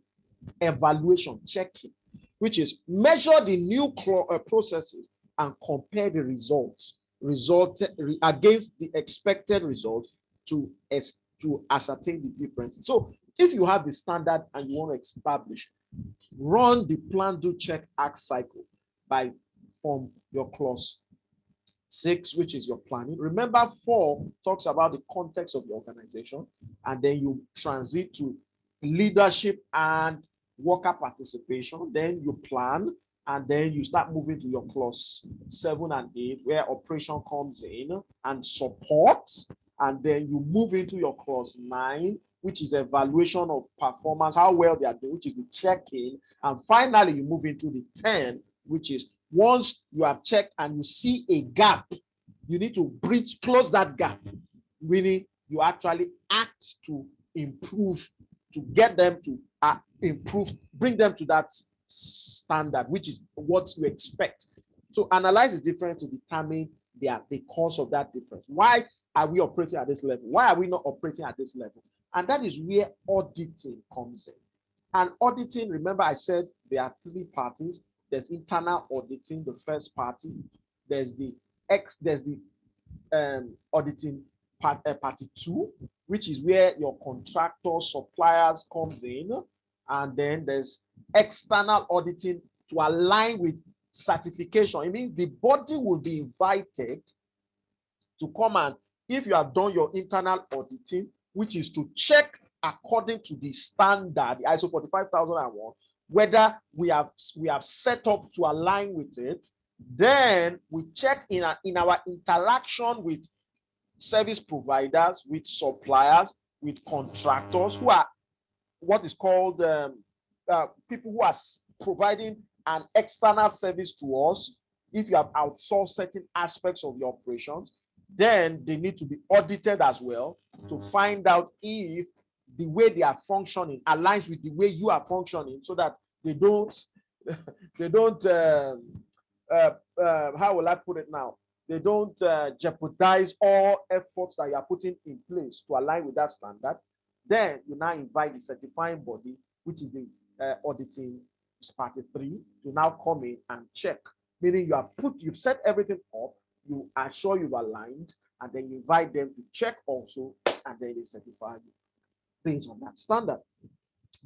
Now, how can we actually convince top management to adopt? Because now that we are going through this training, you now want to go back to your organization and you want to say, oh, this is a standard we need to adopt. This is a standard we need to establish. This is a standard we need to work with. It brings good opportunities for us.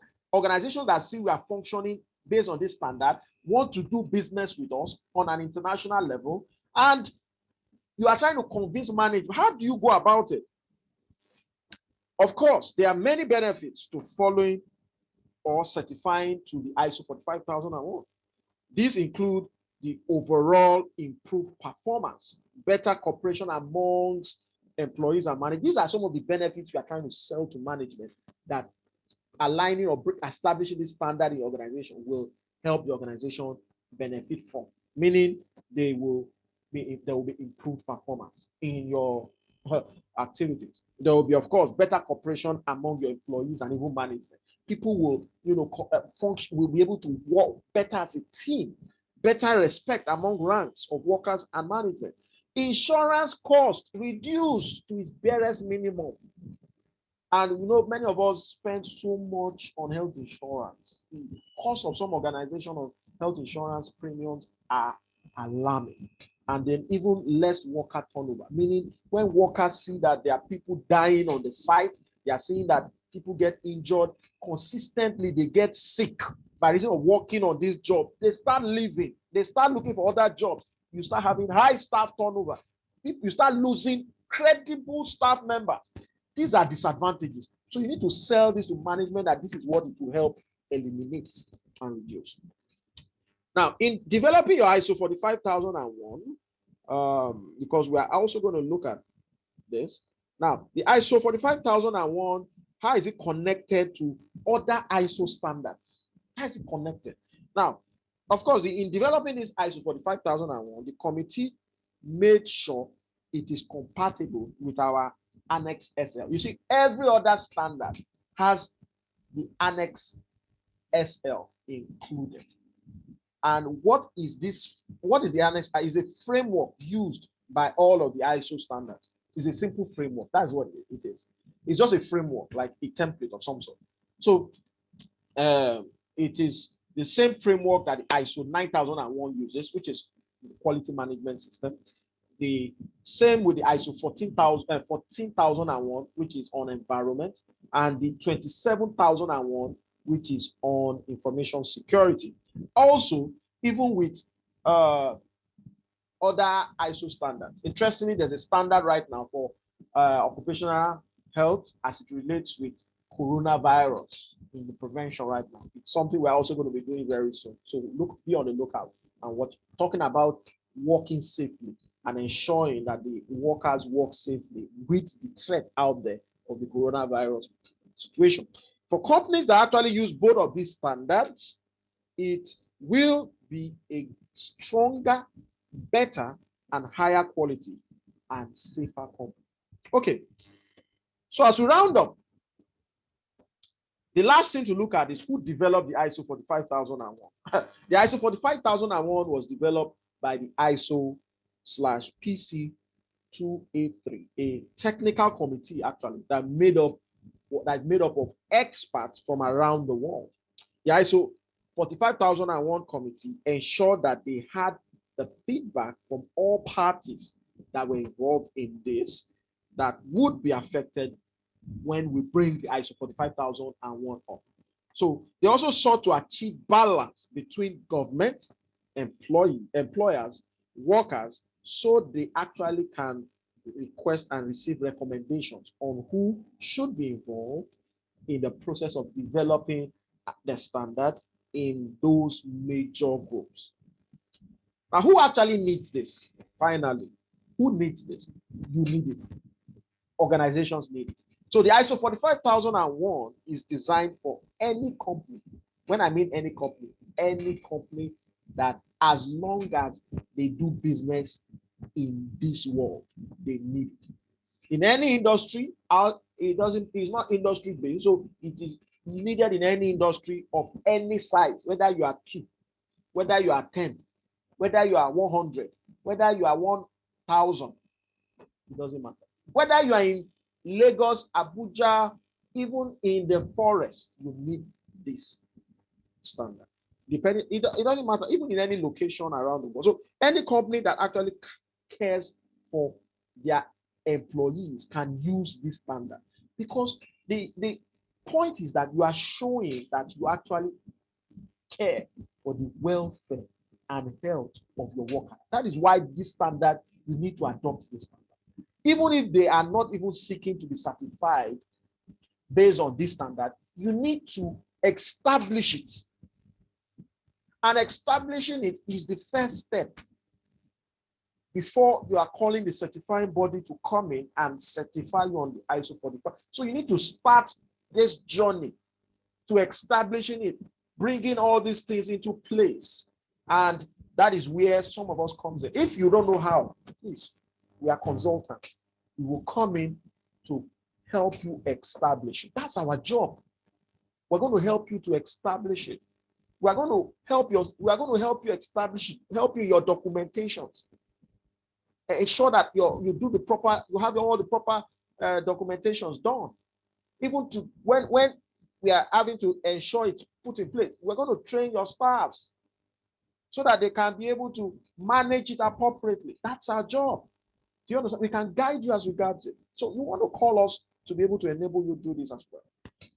So who actually does the ISO 45001 impact? Who's been affected by this? Employees and subcontractors, as well as even contractors and vendors.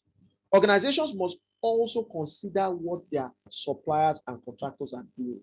Because in Yoruba, they say, don't let them go by you. Don't let them put you in wahala. You want to ensure that what they are doing aligns with what you are putting in place, that they are working safely, so that your client does not come to your site and see the way your contractor is working and withdraw the work from you. So you need to be able to ensure that they are working safely and aligning them with this standard. Meaning you want to also audit them, check that they are also aligning with this standard. Then they are also impacted by it. They don't actually need detailed knowledge, but at least the organization should put the interaction into place for personnel, for suppliers with within the organization system. So how do you establish this? Very straightforward. Very, very straightforward. Now, I'm going to share this at least with everyone, this particular section. And this is just a simple way to establish it. Now, I'm sharing with you our secret recipe. Now, do just a pinch of it, but this is like our secret recipe, just showing you how to establish this thing. So this is it. It actually starts with planning the occupational health and safety management system by first, number one, understand the organization's context. Then you move to number 2, number 3, number 4, all the way to number 12. And following this, of course, will really keep you on point. Then implementation. Once you have actually been able to develop a proper plan, which is ranging from understanding your organizational context to setting an occupational health and safety objective and making your occupational safety and health plans, then the next thing is to implement this plan. And implementation has these 4 sections. You have supporting your occupational safety and health management system. What is the support structure that you are putting in place? Then, what about the operations of it, which is number 2? Then the evaluation of it. So there must be an evaluation team which keep checking, reviewing, checking, and ensuring that it aligns, and then the modification of it, meaning the adjustment of it. Once they've seen there's a gap, the adjustment of it. Now, if you follow this simple structure, believe me, you will establish and implement, and it will be operating and running smooth. I will love to share this with everyone. So at the end of this, you can just buzz me so that I can share with you. So congratulations, you have successfully completed the course. You can now move forward to taking the advance of this course. Remember, this is just the foundation, and I just did like an introduction into what this is about. It's more encompassing. There's a lot of details in this, which I didn't share here. I didn't flesh out all of the clauses, talking about each of the clauses one by one, because this is just the basics, the foundation, and gives you at least the idea of what this is about. So I want to encourage you to enroll for the advanced, the full program, and the full program we are going to be having this month. So I want to encourage that you register. If you register this month for this, believe me, you're going to get a special discount from us. Now, for those of us who are not even familiar with safety in the first place, where do you need to start from? You are not even familiar with health and safety. You have no international certification of any kind. Interestingly, we can certify you internationally. We have a global certification that comes directly from the US that certifies you, and you can become an international certified safety professional. So we have a basic diploma and an advanced diploma program which you can run. And if you register this, in short, if you register today, you will get a huge discount. Now, for those of us who have attended and waited to the end, congratulations. You can now take the exam and obtain a certificate for this course as evidence to show you have gone through a training like this and that you have what it takes now, at least, to be able to intimate people about what this is about. So this is just a one-time offer, which is just today, and it ends by 12 midnight today. I want to encourage you to register. Now, the link is going to be shared in the chat room for those of us who are actually interested. So after this course, there's an exam, just a short, very simple, straightforward exam, which you will write. It's an online exam. And at the end of it, you'll be issued a certificate that certifies you as an ISO 45001 foundation, professional. So if you are actually taking this exam and you are going for this certificate, it just costs 3,000 naira. Now we are offering it just for today. Originally, it cost 15,000 naira. Wow! But we are giving it to you at 3,000 naira. So if you register today, instead of paying the 15,000 that everybody's going to pay after today, if you just pay today, you will enjoy this huge discount. And remember, ends by 12 midnight. So we want to get, and it will give you access to this course material, this lovely course material, to give you access to that template I was showing you, to give you access to this video, because this training is also recorded, if you notice. So you will also get access to this video. You will get access to write the exam and obtain a certificate. So if you pay today, even if you are not ready to write the exam today, you can write the exam anytime you choose. But as long as you pay today, you will access these materials, you will access the exam, and you will get a certificate. The exam is very cheap, very straightforward. Believe me, something you can pass with. So the idea is to be able to get a certificate as evidence to show that you have begun this journey and that you have gone through this program. So I want to also encourage you to enroll. For those of you who don't have background knowledge or have not been grounded or don't have any certification at the moment in health and safety, that's where you need to start from there by running our full HSC program, which is coming up this month. And we have the weekend classes and we have the weekday classes. It's just 2 days for the basic class and 2 days for the advanced class. I want to encourage you to register and make payment. Interestingly, for those of you who will be making payment today, you can pay instrumentally. You can pay, if you make at least part payment today, you will get this huge discount, which instead of paying 150,000, you will get to pay just 110,000 if you are paying today. At least make some commitment today and you will get this opportunity. So it's a one-time offer and it's ending by 12 midnight today. So take advantage and you will get an international certification and you will obtain a certificate coming directly from the US to you, showing you are certified as a safety professional. And it's something you don't want to miss. Just, take advantage of this. It's a basic and advanced diploma program. And it shows that you are. So if you are going to be certified as a safety professional and you're talking to organizations, it gives you leverage, it gives you that advantage, and you want to take advantage of that. Thank you very much. This is the safety program. It covers, of course, areas as it concerns risk assessment, confined space, and first aid. It covers how to, when people walk at very high heights. Then also covers accident investigation, lifting, for people who supervise lifting, of items. It also covers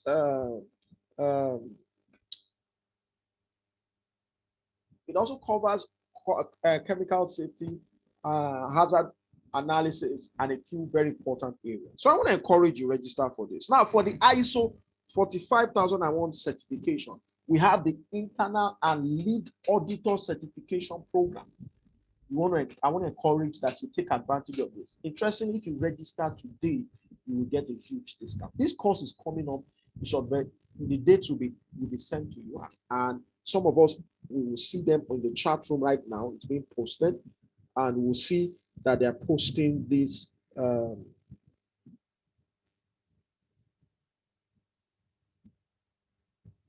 Oh, somebody's asking, success. Why can't the discount be extended beyond today for those of us that took time out? Well, that unfortunately, in short, the discount only is meant for today. We are so sorry. So if you want to enjoy this, you can take advantage of it today and make payment. In short, if you make some part payment, you will enjoy the international certification full HSC certification program if you make part payment today. But that of the certificate, that 3,000 must be paid today, at least before 12 midnight. We're giving you that opportunity. So we want to encourage you to register so that you can get this material, get this training video, get, of course, the exam link, and you'll be issued a recognizable certificate showing that at least you have done this program. Thank you very much for attending. So if you need to contact us, here are numbers on the screen. You need more information, you have questions, you need more details as regards these things, you can contact us on any of our numbers, which is shown on the screen, on the slide. You can send a mail to us at info@oakinterlink.com, or you can visit us at our office, number 70B along Logbon Street, Anthony, Lagos, or you could visit our website, www.oakinterlink.com, or you could call us on any of our numbers, 09091020049, or you could call 090-910-200-48. And we will attend to any of your concerns, your questions, your requests, or whatever um, information you need. We'll provide them to you. Thank you very much for attending this course. I want to appreciate every one of you for attending this program, for staying through to the very end. I really commend and appreciate you for being part of this. I look forward to seeing you in the full program, in the full course. I want you to stay tuned as we have other trainings coming up, and we will recommend that you stay in touch with us by constantly checking us out on our website for more information. Thank you very much for your time. I want to encourage that you not only just participate in this, but information you've gotten to go and apply them in your working environment and see that you will make a difference and ensure a safe working environment. For those of us who have questions, please drop them in the chat room and I'll be glad to attend to your questions. I'll be here till at least till 7, just to attend to our questions in case any of us have questions or have concerns. Please drop them in the chat room and I will attend to them. Somebody's asking for the account number. Okay, that's fine. So I'm going to type the account number. So you want to do a transfer, you want to pay through Space Stack or the link, everything is going to be dropped in the chat room. So this is the account number. I'm going to share it with us now. Okay, so we have our HSC Basic and Advanced, and the HSC Basic and Advanced certification program is our level 1 to 3. So the level 3 that you are asking of, sir, Mr. Alabi, is our advanced program, and our level 3 advanced program is the advanced program. And I'm going to also put the amount there so that you can see. I'm typing in the website link is www.okinterlink.com for those of us who are asking for the website link. Okay. So for those of us who want to do a transfer, I'm going to type in the account number now so that we can see that and we can do our transfer immediately. Thank you. In case you have any questions, please drop it in the chat room.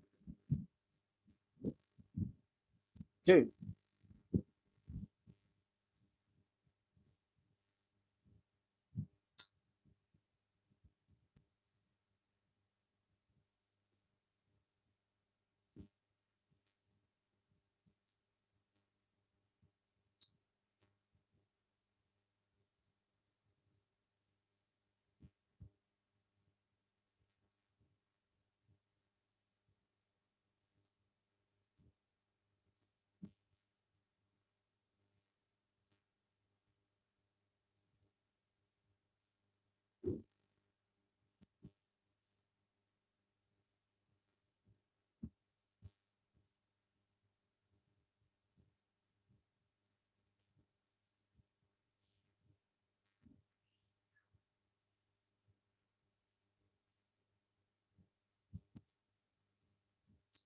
Okay, so the account number is in the chat room. Okay, after payment, make a payment, will the link be sent through our emails? Yes, the link will be sent to your emails. Once you make payment, the account has been posted in the chat room. So check it out. It's been posted in the chat room. So you can do your transfer to that account.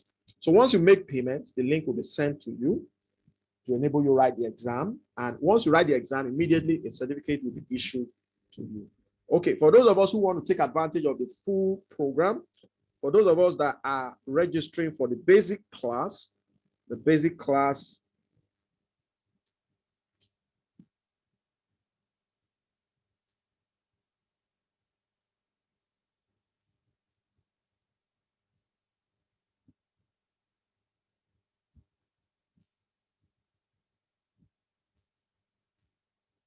and the advanced, the basic class is 50,000 and the advanced is 60,000. And this payment needs to be made today to be able to help enable you take advantage of this.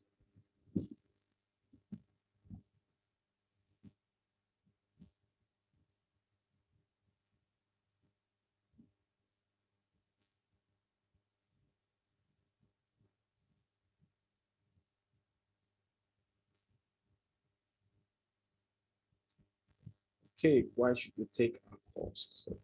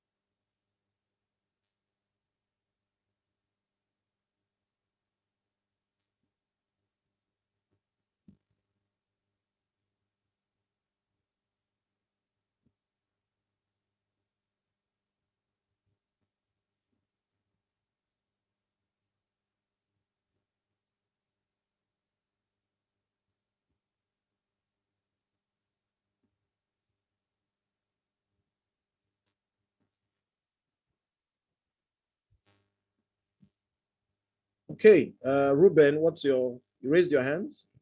Please, can you type in the chat room what your question is?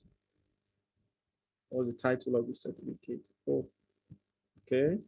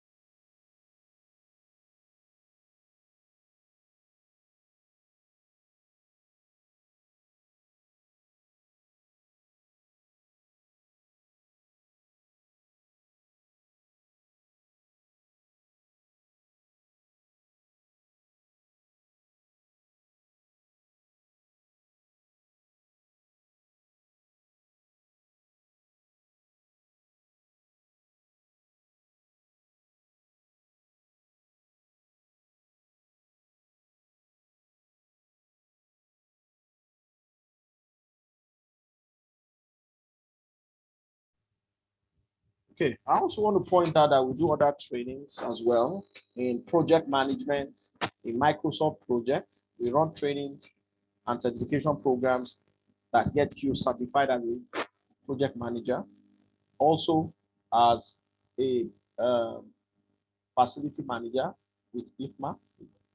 We have certifications and trainings in supply chain and logistics management, cyber security, Lean Six Sigma, Green Belt and Master Black Belt, document control, IT service management, ITIL, as well as in Scrum. So we run trainings also in Scrum that gets certified as a Scrum Master.